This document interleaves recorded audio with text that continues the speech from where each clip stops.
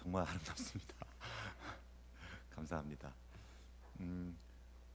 요즘 같은 때 이렇게 매주 모여서 같이 찬양을 연습하고 또 바쁜 시간을 쪼개서 이렇게 하는 일이 사실 쉽지 않습니다. 그리고 여기 또 찬양팀 하다가 또 내려가서 또 연습하고 또 올라와서 이렇게 하는 그 섬김이 얼마나 귀하고 감사한지 모릅니다. 그 섬김으로 인해서 교회가 아름답게 서가는 것이 너무나 또 보기 좋고요. 그래서 오늘 너무나 감사드립니다. 주님께서 기뻐 받으셨으리라 생각합니다. 아멘. 예. 아름다운 4월입니다. 정말 아름답더라고요.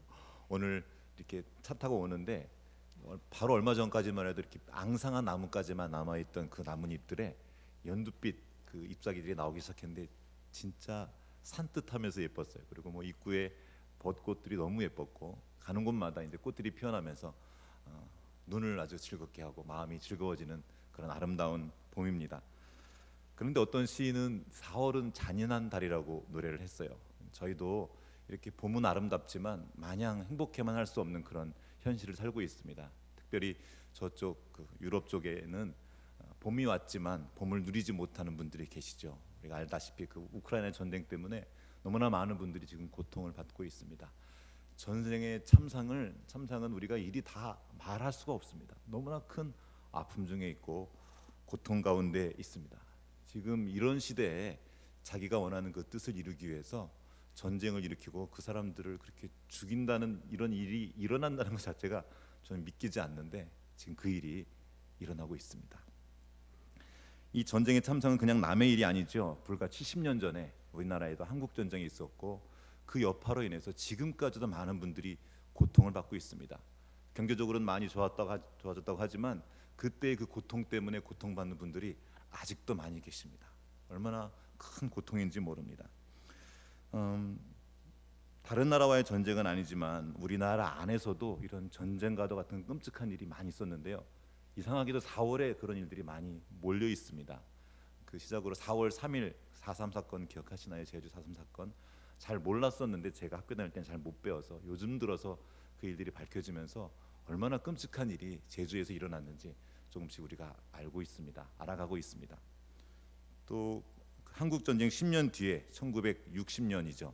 4월 19일 날 4.19 혁명이 있었습니다. 그때도 정말 많은 분들이 피를 흘렸습니다. 목숨도 잃었고요. 한 사람 죽은 게 그 사람으로 끝나지 않습니다. 형님, 가족들, 엄마, 아빠, 친척들, 친구들 정말 많은 사람들이 형언할 수 없는 고통을 그때 누렸습니다. 저희 집 근처에 4.19 탑이 있는데요. 얼마 전에도 가서 그 이름들을 한 명 한 명 살펴봤었어요. 얼마나 기가 막힌 노릇인가. 우리나라에서 이렇게 서로 죽이다가 이렇게 목숨을 잃는 일들이 얼마나 가슴 아픈 일인지 모릅니다. 좀 최근에는 4월 16일 세월호 사건 여러분 아직 기억하시죠? 저는 그때 아침에 치과에 있었는데 뉴스에서 보다가 곧 해결되겠지 그러고 있었는데 그냥 그렇게 엄청난 일들이 벌어졌습니다. 우리 아이들이 정말 그 많은 사람들이 바닷속에 수장되었던 정말 무시무시한 일이었습니다. 지금도 그 고통은 계속되고 있고 그 가족들과 관련된 분들은 지금도 눈물을 흘리고 있습니다. 아직도 해결이 안 되는 일이 너무나 많고요. 이런 비극적인 일들을 기억하고 생각하면서 이런 생각을 했습니다. 하나님은 도대체 뭐 하고 계시지? 하나님은 선하신 하나님이시라고 하는데 왜 이런 아픔들과 이런 비극적인 일들을 허락하실까? 왜 저 우크라이나의 전쟁은 이렇게 끝나지 않고 계속되고 있을까? 왜 보고만 계실까? 이런 질문을 하게 됩니다.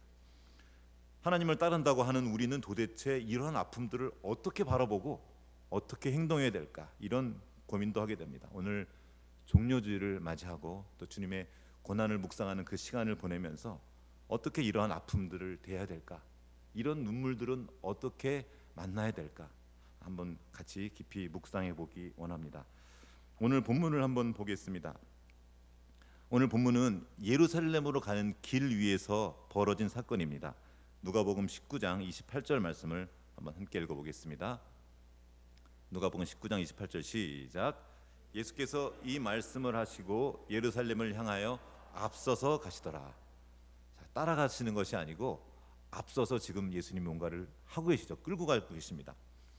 우리에게도 명절이 있듯이 이스라엘에게도 명절이 있습니다. 그 중에 3대 절기가 있죠. 유월절, 맥추절, 초막절.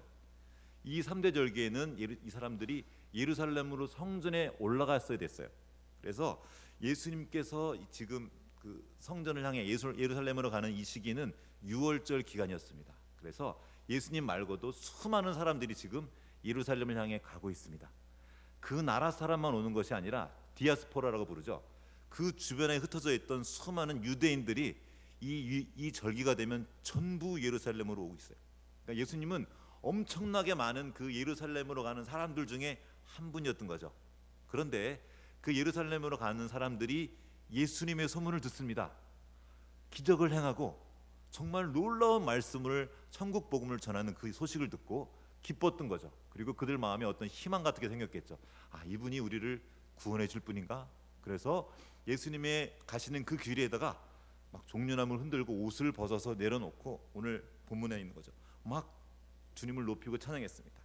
그런데 그 수많은 사람들이 예루살렘으로 가는 그 목적들이 다 달랐습니다. 어떤 사람들은 말 그대로 종교 행사를 치르러 갔고, 어떤 사람들은 마음의 소원을 품고 어떤 기도를 가지고 가기도 합니다. 어떤 사람들은 장사하러 갔습니다. 수많은 사람들이 모이니까 거기서 그날이 대목이에요. 그래서 장사하는 분들은 또 장사하러 갔어요. 실제로 예수님이 성전에 가서 하신 제일 처음 한 일이 무엇인지 아십니까? 장사하는 사람들을 내쫓는 거였었어요.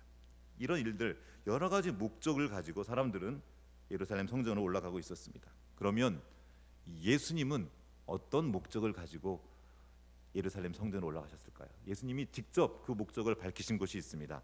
누가복음 18장 31절 말씀입니다. 한번 찾아서 읽도록 하겠습니다. 누가복음 18장 31절, 그 밑에 부분도 읽을 거니까 지금 좀 같이 찾으면 좋겠습니다. 바로 앞에 있죠. 한번 읽어보겠습니다. 시작. 예수께서 12 제자를 데리시고 이르시되, 보라, 우리가 예루살렘으로 올라가노니 선지자들을 통하여 기록된 모든 것이 인자에게 응하리라. 자, 예루살렘으로 올라가는 예수님의 목적은 선지자들을 통하여 기록된 모든 것, 즉 하나님의 말씀이 인자에게 응하는 것, 그대로 이루어지는 것, 이것이 예수님이 가는 목적입니다. 예수님의 모든 관심은 하나님의 말씀이었어요. 하나님의 말씀이 당신에게, 그리고 이 땅에 이루어지는 것이 예수님의 목적이었습니다. 이 목적에서 빗나간 일은 하나도 없었어요. 그리고 지금 예루살렘으로 올라가는 것도 하나님의 뜻이, 그 말씀이 이루어지는 것이 그분의 목적이었습니다. 그러면 그 선지자들을 통해 기록된 그 모든 것의 내용은 무엇인가요? 그 다음 절에 나와 있습니다. 18장 32절, 그 다음 절 한번 읽어보겠습니다. 인자가 시작. 인자가 이방인들에게 넘겨져 희롱을 당하고 능욕을 당하고 침뱉음을 당하겠으며 그들은 채찍질하고 그를 죽일 것이나 그는 3일 만에 살아나리라. 아멘. 이 말은 예수님이 처음 하신 말씀이 아닙니다. 이전에도 제자들에게 예루살렘을 가서 고난당할 거다, 중임당할 거다, 이전에도 말씀하셨지만 제자들은 이해할 수가 없었어요. 자, 말 자체로는 어려운 말이 아닙니다. 맞고 고난당한, 이거 다 이해되는 거죠. 그런데 제자들은 이해를 못해요. 그 다음 절 한번 읽어보겠습니다. 32절 시작.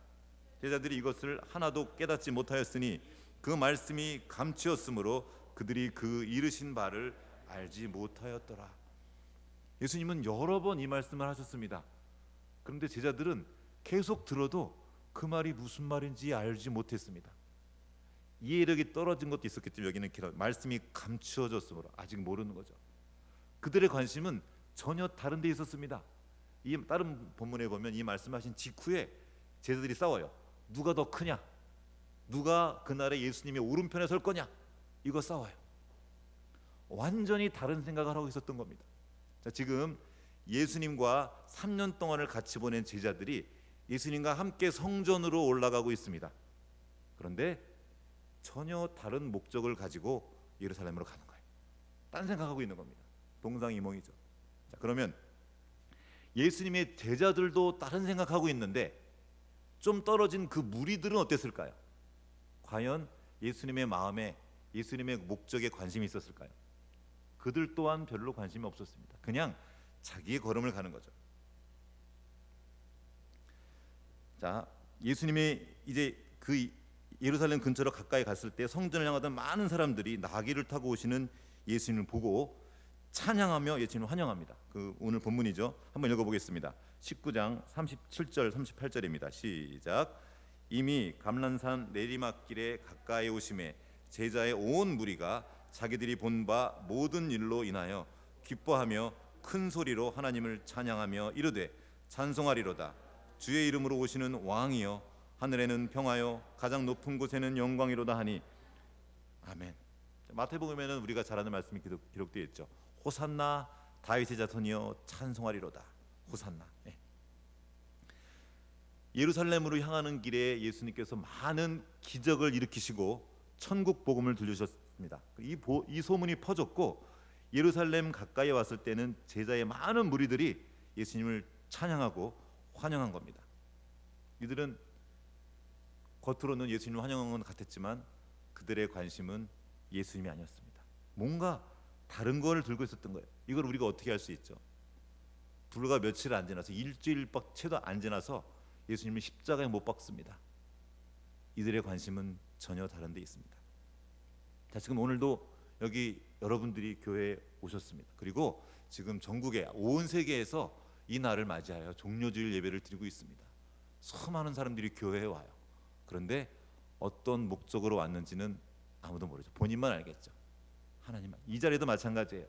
엄마 따라서 그냥 부모님이 가자 그냥 할 수 없이 따라왔을 수도 있고 종교 행사로 왔을 수도 있고 어떤 마음의 소원을 들고 왔을 수도 있습니다. 근데 이것은 교회에만 있는 게 아니에요. 저기 절에 가도 있습니다. 제가 어제 그 지인의 결혼식 갔다가 오는 길에 잠시 봉은사에 들러서 이렇게 한 바퀴 돌고 왔습니다.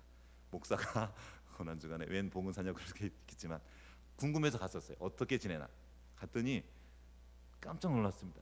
정말 일단 아름다웠고요. 꽤 넓은 그 들어가는 입구가 꽤 넓은데 거기를 그 연등으로 가득 달아놨어요. 정말 아름답게 그 연등을 달아놨고 또 놀랐던 것이 그 연등 밑에 종이 쪽지가 한 이만하게 달려 있습니다. 다 연등마다. 그리고 거기에 소원이 적혀 있고 이름이 적혀 있습니다. 이 연등이 얼마나 많은지 몰라요. 조금 더 들어가면 안에 큰 불상이 있는데 그 불상 삥 둘러서 석상들이 요만한 게 한 몇천 개 얼마나 많은지 모르겠어요.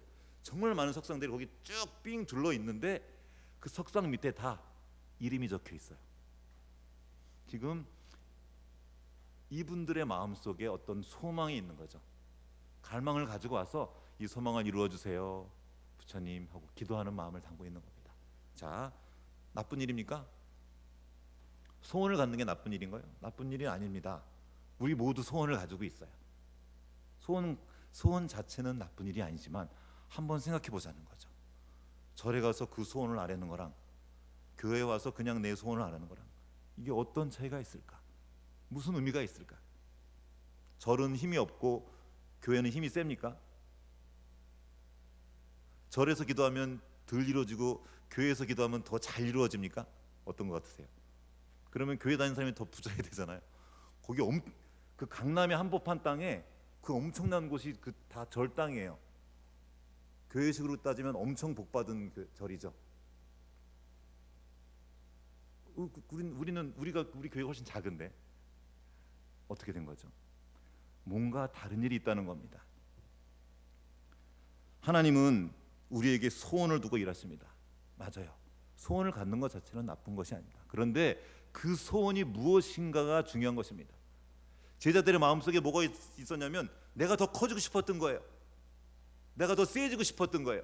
그래서 싸웠던 거예요. 누가 더 크냐? 누가 예수님의 오른편에 있을 것이냐? 왜죠? 세상에 가진 소원은 더 커지고 세지기 원합니다. 왜요? 내가 다스리기 위해서, 내가 내 마음대로 하기 위해서 그 힘을 구합니다. 그런데 성경은 다른 얘기를 하고 있어요.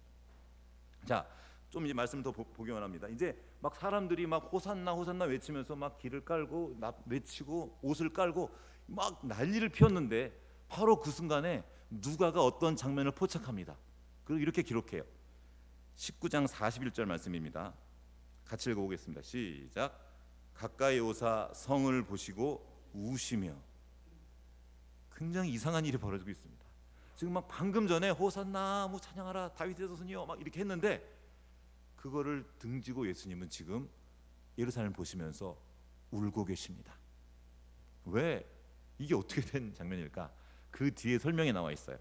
42절부터 44절까지의 말씀을 한번 같이 읽어보겠습니다. 시작. 이르시되 너도 오늘 평화에 관한 일을 알았더라면 좋을 뻔하였거니와 지금 내 눈에 숨겨졌도다.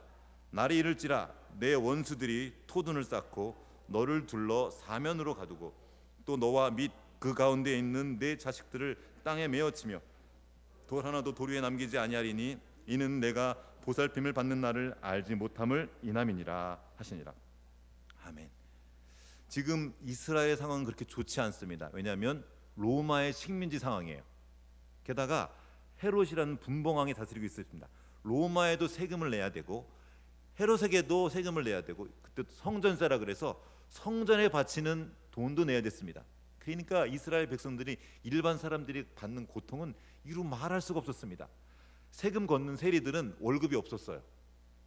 근데 부자였어요. 어떻게 된 거죠? 더 걷는 거예요. 그러니까 사중으로 그걸 받는, 세리의 입까지 채워졌던 겁니다. 너무나 힘든 시간들을 보내고 있었는데 그때 당시 이스라엘의 리더들, 종교 지도자들은 관심이 없었어요.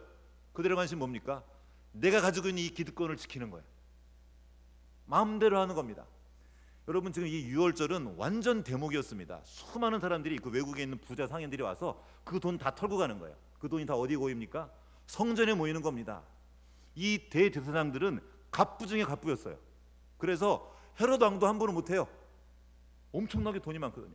본디오 빌라도, 로마의 총독도 그 대제사장들의 말은 함부로 못해요. 그들이 말하면 이렇게 들어줘야 되는 상황이에요. 왜요? 그들은 힘을 갖고 있었습니다. 그리고 그 힘을 놓치기 싫었던 거죠. 그리고 자기에게 집중된 그 힘이 누군가에게 분산되면 그는 제거 대상입니다. 그렇게 예수님을 죽여버린 거예요. 이 어려운 때에 마지막 선지자가 나타나 외칩니다. 세례요한이었죠. 우리가 계속 지난번에 말씀드렸던, 당신들 그러다 죽습니다. 큰일 납니다. 그자에 떨어져서 나와서 회개의 세례를 받으십시오. 회개하고 주님께로 돌아오십시오 하고 외쳤어요. 천국이 가까워왔으니까 이제 돌아오라고 강력하게 외쳤지만 듣지 않았습니다. 듣지 않아요. 그리고 실제로 예루살렘은 AD 70년에 로마의 티투스 장군에 의해서 완전히 파멸됩니다. 예수님은 지금 그걸 보신 거예요. 전쟁으로 인해 폐허가 된 그 예루살렘을 미리 바라보시고 그것 때문에 슬피 우신 겁니다. 눈물을 참을 수가 없었던 거예요. 그 비극이, 인간의 죄로 인한, 그 욕심으로 인한 비극이 너무 참혹해서 울고 계신 예수님께 제자들은 관심이 없었습니다. 제자들도 관심 없었고 예수님을 시기했던 그 종교인들도 관심이 없었습니다. 제자들은 그냥 들떠 있었던 거죠. 이제 드디어 예수님이 뭔가 하시나 보다. 그러나 그때 예수님은 울고 계셨습니다. 예수님은 사람이 되신 하나님입니다. 지금 예수님이 울고 계시다는 것은 하나님이 울고 계신다는 거예요. 예수님의 마음은 하나님의 마음과 하나로 연결되어 있었습니다. 그리고 이 하나님의 눈물, 하나님의 탄식은 지금 처음이 아닙니다. 이미 창세기부터 시작되어 있었어요. 성경 전체에 그 하나님의 눈물이 관통하여 흐르고 있습니다. 창세기 6장 5절과 6절의 말씀을 제가 읽어드리겠습니다. 여호와께서 사람의 죄악이 세상에 가득함과 그의 마음으로 생각하는 모든 계획이 항상 악할 뿐임을 보시고 땅 위에 사람 지으셨음을 한탄하사 마음에 근심하시고. 아담의 범죄 이후 죄가 인류에게 들어왔고 그 이후에 인류가 벌인 일은 정말 참혹했습니다. 하나님을 등지고 하나님이 싫어하시는 일만 골라서 했어요. 문제는 그것이 자기 혼자로 끝나지 않고 하나님이 주신 이 아름다운 창조 세계까지 망치고 있었다는 겁니다. 결국 하나님은 특단의 조치를 내리셨죠. 홍수로 그들을 심판하신 겁니다. 그날에 큰 기쁨의 샘들이 터지고 하늘의 창문들이 열리고 40일 밤낮 비가 내렸습니다. 자, 이것은 어떤 분은 이렇게 말해요. 아니, 하나님이 너희들 내 말 안 듣더니 너 한번 당해봐라 이렇게 하신 겁니까? 아닙니다. 그 홍수는 하나님의 눈물이었던 거예요. 당신의 자식들이 그러다가 큰일 난다, 그렇게 하지 마라 아무리 말해도 듣지 않고 결국에는 망한 거거든요. 하나님의 눈물이 홍수처럼 쏟아진 것입니다. 그 눈물은 여기서 끝나지 않았어요. 하나님의 마음을 품고 이 땅에 보내진 선지자들의 눈물이 되어서 끊임없이 흐르고 있습니다. 그 중에 한 명이 예레미야입니다. 눈물의 선지자라고 부르죠. 그가 이렇게 말해요. 그때 당시 바벨론이 이스라엘을 쳐들어오기 직전이었습니다. 아주 풍전등화였죠. 이 예레미야가 말합니다. 그러다 큰일 납니다. 망하니까 지금 빨리 돌이키십시오. 이것만 살 길입니다. 빨리 아버지께로 돌아오세요. 회개하고 돌아오세요. 그런데 듣습니까? 안 들어요. 관심이 없어요. 예레미야가 막 피를 토하면서 눈물을 터뜨리면서 외치지만 말 안 들어요. 그리고 가둬버립니다. 예레미야가 말해요. 슬프고 아프다. 내 마음속이 아프고 내 마음이 답답하여 잠잠할 수 없으니 이는 나의 심령이 나팔 소리와 전쟁의 경보를 들음이로다.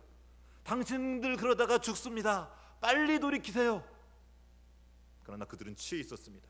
상하궁에서 배불리 먹으면서 그 위험에 있는데도 보이지가 않는 겁니다. 취해버린 거예요. 예레미야가 전합니다. 땅이여 들으라.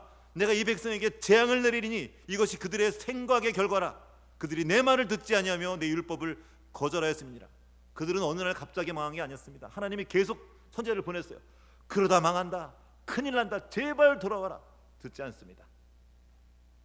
삼풍 백화점이 무너졌죠. 성수대가 무너졌어요. 어느 날 갑자기 무너진 것이 아닙니다. 쌓이고 쌓이다가 기년이 가다가 어느 날 무너지는 거예요. 로마서에 그 얘기가 나와요. 하나님의 진노가 있는데 어느 날 갑자기 쏟아지는 것이 아닙니다. 계속 경고하세요. 그러다 큰일 난다. 빨리 돌아와라. 지금이다. 듣지 않는 거죠. 경고했지만 듣지 않다가 어느 날 무너져 버린 것입니다. 이것이 인류가 만난 재앙이에요. 예레미야의 그 눈물은 사실 하나님의 눈물이었습니다. 눈물을 흘리며 얘들아 돌아와라. 어떤 사람은 말합니다. 아니 하나님이면 왜 그거 못합니까? 능력자이신 하나님이. 이게 하나님의 아픔이에요. 하나님은 사람을 인격체로 만드셨습니다. 자기의 의사를 가지고 자유의사를 가지고 하나님을 선택할 수 있도록 말을 듣고 그 말에 반응하는 존재로, 그래야 사랑할 수 있거든요.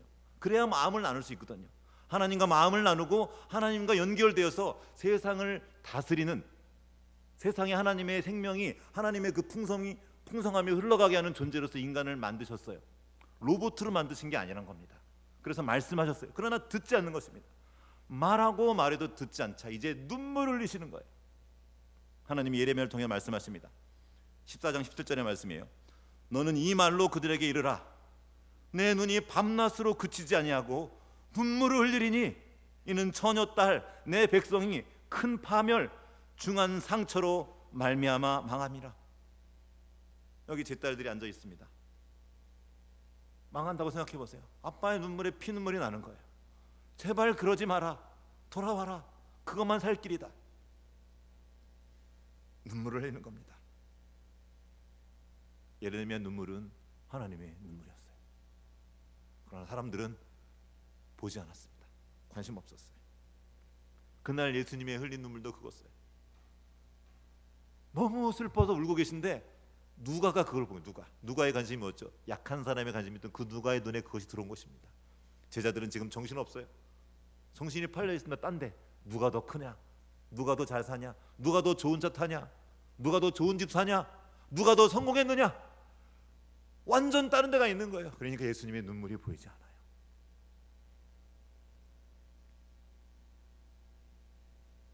예수님은 그들의 죄로 인해 벌어질 그 엄청난 아픔을 보고 눈물을 흘리고 계셨습니다. 그리고 그것은 하나님의 눈물이었습니다.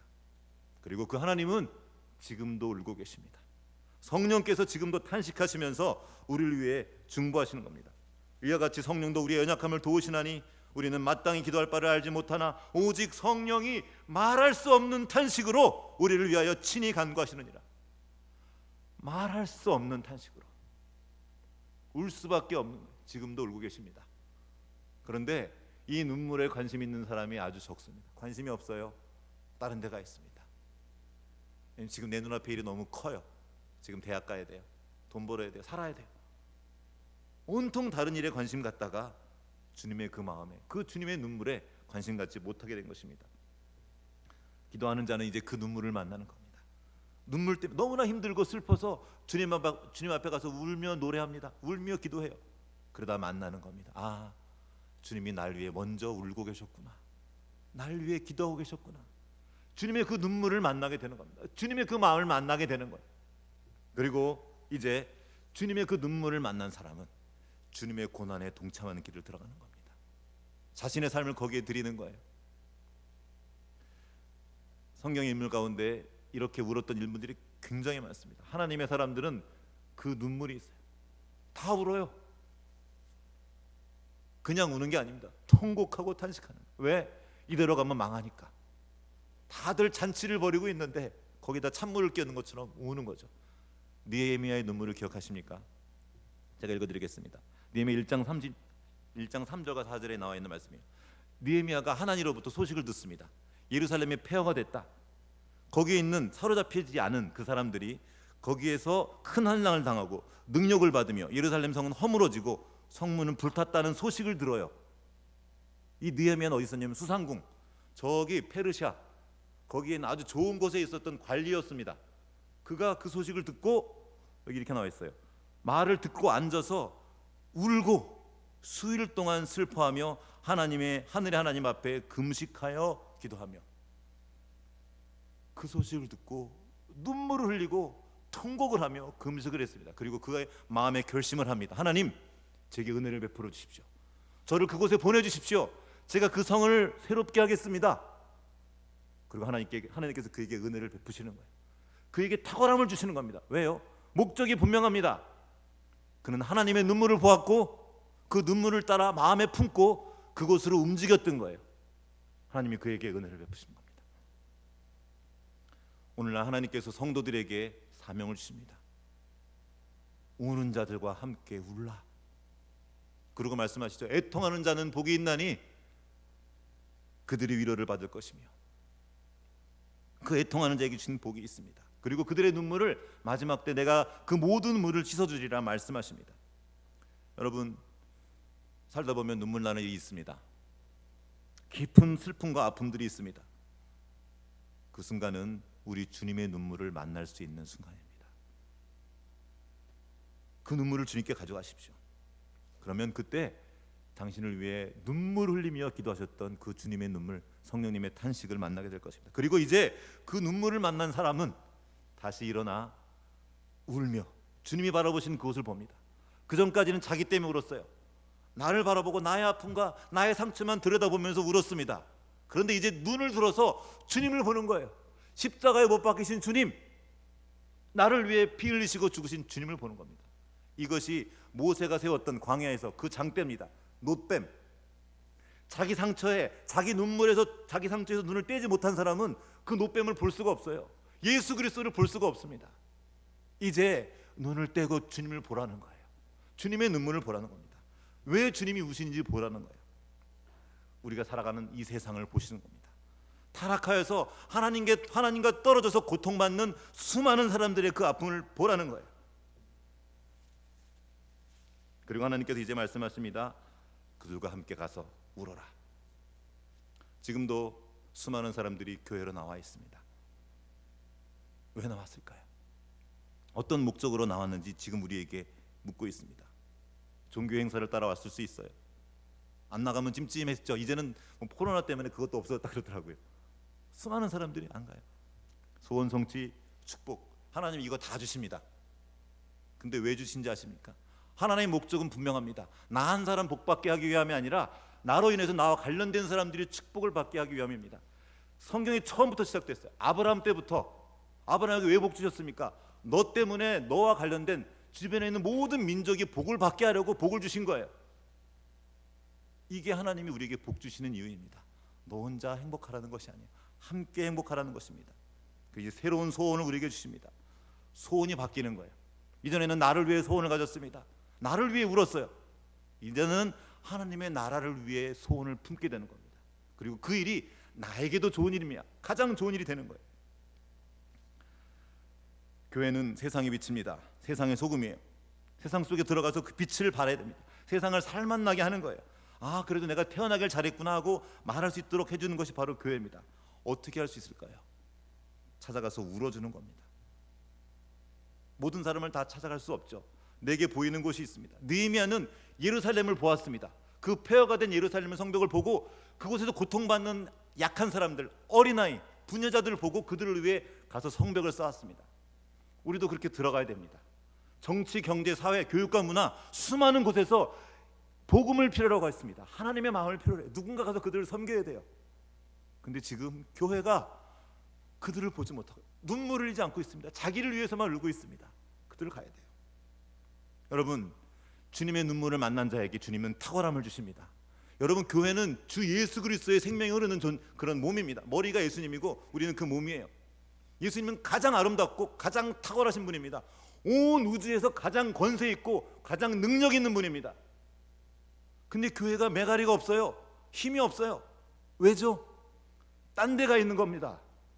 하나님이 느헤미야에게 지혜를 주십니다. 축복하셔요. 하나님이 다니엘에게 세상 사람들, 세상에서 가장 뛰어난 그들보다 10배는 넘는 지혜를 주십니다. 왜요? 다니엘은 하나님의 마음을 만났던 거예요. 섬김의 목적이 너무 뚜렷합니다. 내 자신이 아니라 나만을 위해서가 아니라 가서 섬기는 거예요. 우리 여기 청소년들 앉아 있습니다. 주실 수 있어요. 다니엘, 요셉, 마리아 다 10대 후반이었습니다. 지금 청소년들이 이걸 잊어버렸어요. 주님의 눈물을 만난 그에게 주님이 탁월함을 부어주십니다. 교회가 잃어버렸어요. 우리 교회에 준 아이들 전부 입시로만 달려가고 있습니다. 해야죠. 왜 탁월함을 못 나타냅니까? 목적이 어디가 있습니까? 세상에서 잘 되는 것, 더 크게 되는 것, 이것은 제자들이 성령 만나기 전에 했던 일입니다. 우리의 관심이 어디가 있습니까? 세상의 성공이나 크게 되는 것, 높아지는 것, 힘을 갖는 것에 가 있지 않습니까? 힘 가지고 뭐합니까? 푸틴처럼 되는 거 아닙니까? 힘 가지고 내 마음대로 하겠다는 것이 아닙니까? 기독교는 정반대입니다. 큰 자가 어린 자를, 약한 자를 섬기는 것이 기독교입니다.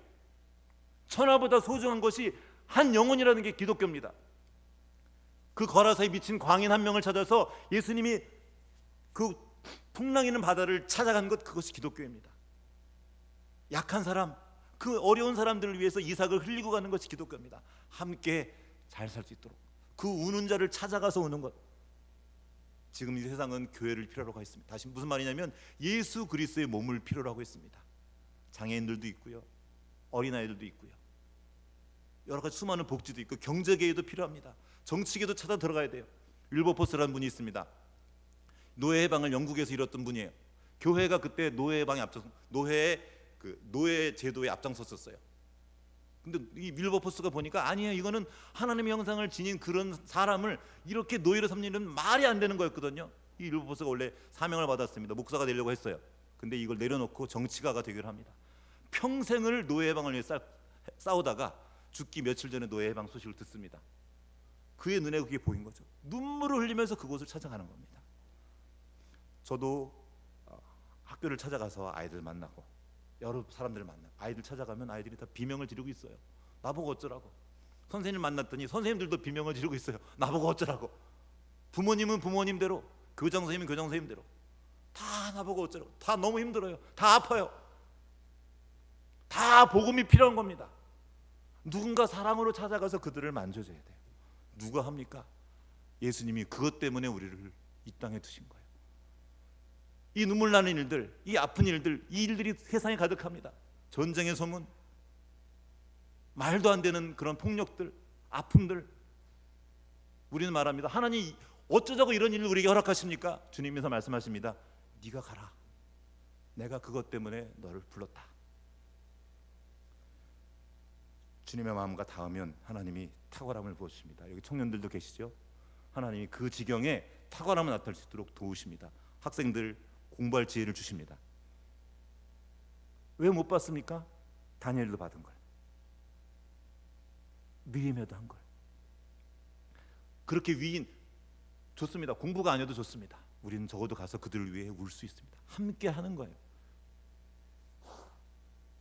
그렇게 아픈 사람들을 만지고 섬기면서 교회가 여기까지 성장해 왔습니다.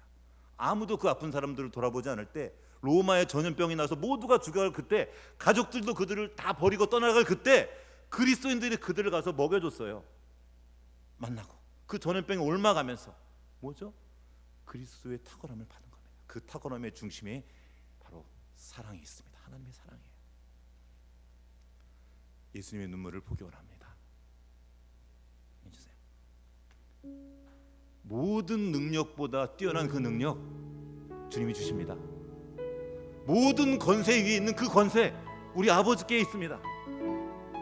그 하나님의 마음과 닿을 때 하나님이 그것을 부어주십니다. 그리고 그 능력과 그 권세와 그 모든 지혜는 십자가를 통해서만 흘러가는 것입니다.